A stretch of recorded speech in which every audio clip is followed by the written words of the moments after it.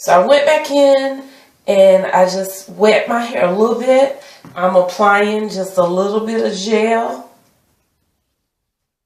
And what I kind of am doing is pinching and twisting the root because of the hook. So I need to get this hooked in.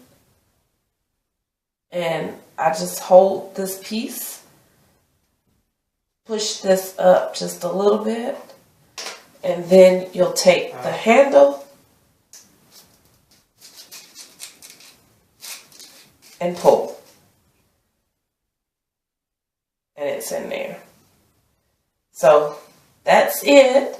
I'll come back in the morning and show you how I take it loose and fluff again, just so you can see. It's super simple though. I mean, I don't know how else to tell you, but it's super simple.